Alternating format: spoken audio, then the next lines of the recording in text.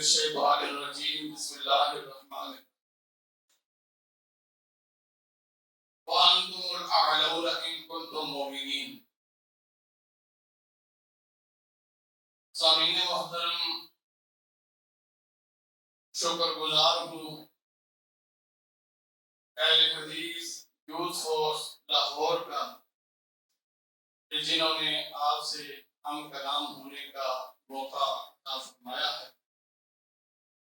رب کے حضور دعا گو ہوں کہ اللہ تعالیٰ میرے ان بھائیوں سمیت آپ سب کو صحت و سلامتی، عزت و آبروئی، تقویٰ سے وفیت والی لمبی زندگی عطا فرمائے۔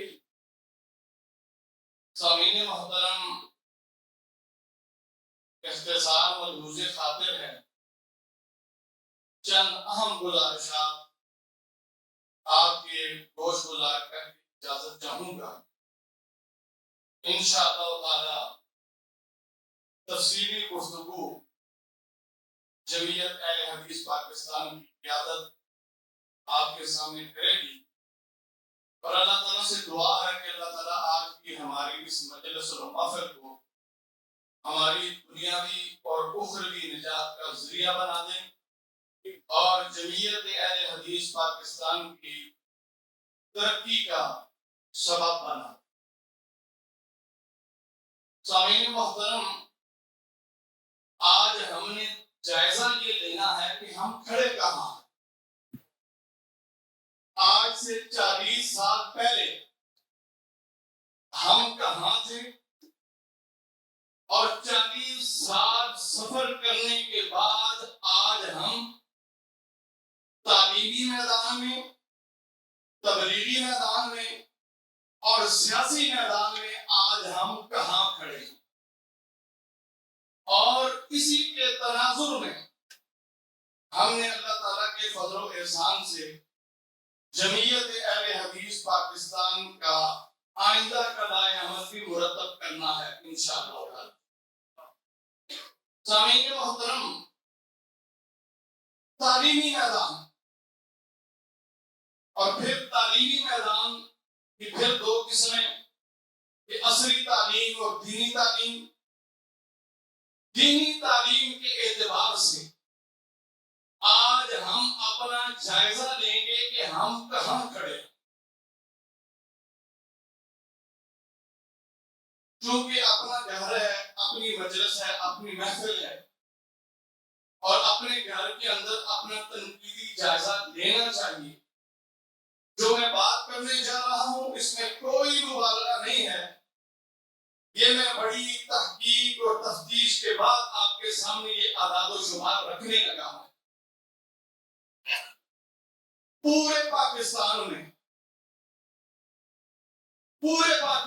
میں جو اہل حدیث کے مدارس ہیں ان کی تعداد 800 کے قریب ہے۔ چھوٹے بڑے سارے مدارس ملا کے ان تمام مدارس کی تعداد تقریباً 800 کے قریب ہے۔ اور دیوبندیوں کے پتہ ہے کتنے مدارس ہیں؟ 22,000 مدرسے ہیں دیوبندیوں کے، اور پورے پاکستان کے اہل حدیث مدارس کے طلباء کی تعداد کو جمع کیا جائے، دیوبندیوں کے ایک مدرسے کے طلباء کی تعداد کا ہم مقابلہ نہیں کر سکتے۔ پٹورا ہٹک میں ایک ان کا مدرسہ ہے، سالانہ وہاں سے فارغ ہونے والے طلباء کی تعداد تقریباً 2000 کے قریب ہوتی ہے جن کی دستار بندی ہوتی ہے۔ اور آپ کو پتا ہے جو کچھ ہمیں 40 سال میں ملا ہے یہ دیوبندیوں کو نہیں ملا۔ 40 سال میں ہمارے مدارس کے نام پہ، مساجد کے نام پہ جو عرب ممالک سے اہل حدیثوں کے لیے جو تعاون حاصل کیا گیا ہے، آج ہمیں وہ مدارس تو نہیں دکھائی دے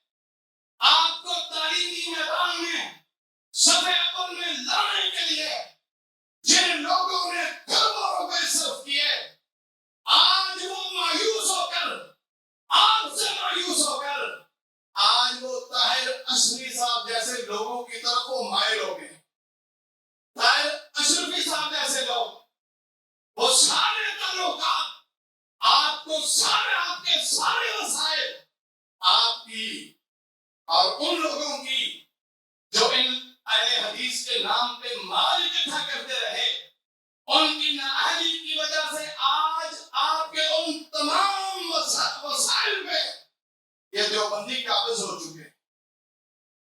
اب دنیاوی عصری تعلیم کی طرف آئیے، آپ نے کیا کارنامہ سر انجام دیا ہے؟ پورے پاکستان میں اہل حدیث کے پاس ایک یونیورسٹی نہیں، اور دوسری طرف اکیلا طاہر القادری جسے کوئی بیرونی امداد حاصل نہیں تھی، آج وہ اکیلا طاہر القادری منہاج کے نام سے سینکڑوں ایکڑ پہ مشتمل اس کے منصوبہ بجات جاری و ساری ہیں، اور میں بتی چوک دفتر کے ملازمین کو جانتا ہوں جو وہاں سے تعلیم حاصل کر رہے ہیں۔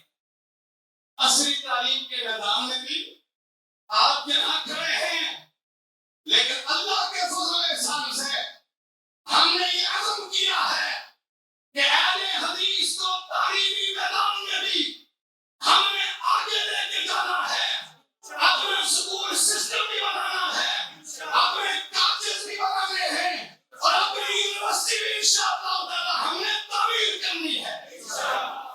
جنوہ پہلے سرگودا میں ایک پیغام کانفرنس ہوئی، اس کانفرنس میں یہ اعلان ہوا کہ گجرانوالہ لاہور روڈ پہ 100 ایکڑ پر مشتمل یونیورسٹی بنائیں گے، جگہ حاصل کر لی گئی ہے۔ کیا کوئی پوچھنے والا ہے کہ وہ جگہ کہاں ہے؟ وہ یونیورسٹی کہاں گئی؟ وہاں پہ ایک ہاؤسنگ سکیم تو نظر آتی ہے، پورے روڈ پہ کہیں بھی اہل حدیث کی یونیورسٹی ہمیں دکھائی نہیں دیتی۔ آگے تبلیغی میدان میں آئیے، یہ میں مختصر جائزہ لے رہا ہوں۔ تبلیغی میدان میں آئیے، کہاں کھڑے ہو؟ اپنے آپ کو رسول اللہ کا وارث کہتے ہو، مجھے بتاؤ کیا رسول اللہ کی دعوت، کیا رسول اللہ کی تبلیغ مسجد نبوی تک محدود تھی یا بیت اللہ تک محدود تھی؟ نہیں، مجھے میرا نبی کہیں اوقاس کی منڈی میں نظر آتا ہے، کہیں مجھے طائف کے پہاڑوں پہ نظر آتا ہے، کہیں مجھے میلوں پہ نظر آتا ہے۔ پتہ کیا چلا کہ اہل حدیث کی بھی دعوت صرف مسجد کی 4 دیواری تک محدود نہیں ہونی چاہیے۔ آج ہم کہاں کھڑے ہیں؟ کیا آج آپ کی دعوت مسجد کی 4 دیواری کے اندر ہے کہ نہیں؟ باہر کا کوئی نظام آپ نے بنایا ہے؟ اس کے مقابلے میں دیوبندیوں کی تبلیغی جماعت، بریلویوں کی دعوت اسلامی، گلی گلی کوچا کوچا نگر نگر، ایک کو کتاب منگر بچاری نشری، لیکن ہر ان کا کارکن ہاتھ میں لیے اگر اس کے سامنے ایک آدمی بھی کھڑا ہے وہ اسے بھی سنانے کے لیے جذبہ رکھتا ہے، صبح اٹھ کے گلیوں میں وہ گشت کرتے ہیں۔ یہ نظام انہیں کس نے دیا؟ ان کی جماعت نے دیا۔ آپ کے پاس ہے کوئی تبلیغی منصوبہ؟ آپ نے دیا کوئی تبلیغی نظام؟ آپ نے وضع کیا؟ آج اہل حدیث کی دعوت مسجد اور مدرسے کی 4 دیواری تک محدود، اور یہ جو آج مسلک کو آپ پھیلتا پھولتا دیکھ رہے ہیں، یہ کسی جماعت کا کردار نہیں، یہ میرے علماء کی انفرادی کوششیں کافشیں ہیں۔ انشاءاللہ تعالی جمعیت اہل حدیث پاکستان اپنی دعوت کو مسجد مدرسے کے ساتھ ساتھ گلی کوچے میں بھی لے کے جائے گی، بازاروں میں بھی لے کے جائے گی، پارلیمنٹ میں بھی لے کے جائے گی، اداروں میں بھی لے کے جائے گی، میلوں میں بھی لے کے جائے گی۔ جمعیت اہل حدیث کا ہر کارکن اللہ کے فضل و احسان سے وہ داعی اور مبلغ ہوگا، وہ اللہ کے رسول کی حدیث کو سنانے والا ہوگا، وہ اللہ کے فرمان کو پہنچانے والا ہوگا انشاءاللہ۔ اب سیاسی میدان میں کہاں کھڑے ہو؟ آج سے 40 سال پہلے اخبارات اٹھاؤ، تمہاری سپر لیڈ ہوا کرتی تھی، مین سرخی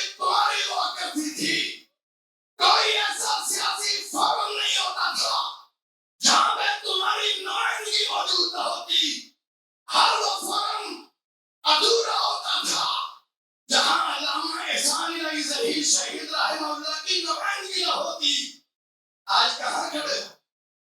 آج تمہارا کردار کیا ہے؟ سوائے تم چلا کے، سوائے چند سیٹوں کے، بچاؤ پورے پاکستان میں اگر تم نے کوئی ایک حلقہ بنایا ہے تو مجھے اس کی نشان نہیں کرو۔ اللہ کے فضل و احسان سے جمعیت اہلحدیث پاکستان اہلحدیثوں کو سیاسی میدان میں بھی وہ مقام دلوائے گی جس پہ ہمارا حق ہے، اور جو ہمارے حقوق ہیں اللہ کے فضل و احسان سے وہ بھی ہم چھین کے رہیں گے انشاءاللہ۔ اور اس کے لیے ہم نے کرنا کیا ہے؟ اس کے لیے بھائیو آپ کو کرنا کیا ہے؟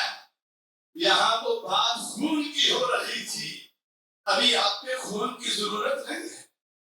آپ کا خون بڑا قیمتی، یہ بڑا مہنگا ہے، ابھی اس کی ضرورت نہیں ہے۔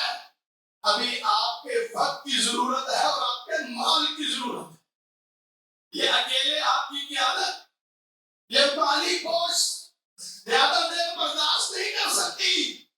آج سب عہد کرو کہ روزانہ اپنے بچوں کو بھی 20-30 روپے آپ دیتے ہیں، اور بچے وہ چیز لے کے کھاتے ہیں کہ جن سے ان کی صحت تباہ ہو جاتی ہے۔ کیا آپ اپنی جماعت کو روزانہ 20-30 روپے نہیں دے سکتے؟ روزانہ 20-30 روپے اپنی جماعت کو نہیں دے سکتے؟ اگر چاہتے ہو کہ تعلیمی میدان میں بھی ہم سب عمل میں تمہیں نظر آئیں، اگر تبلیغی میدان میں بھی ایک تمہیں یہ اسلوب نظر آئے، اگر سیاسی میدان میں بھی آپ کو سب عمل میں اہلحدیث نظر آئے، تو بڑی قربانی نہیں، روزانہ 20-30 روپے کی قربانی دو۔ اور آج آپ سب نے اپنا اپنا نام لکھوا کے جانا ہے اپنے گھر میں، فنڈ باکس، وہ جو غلہ ہوتا ہے وہ آپ نے رکھنا ہے، اور روزانہ کی بنیاد پہ سب سے پہلے اس کے آپ نے اپنی جماعت کے لیے صدقہ کرنا ہے انشاءاللہ تعالی۔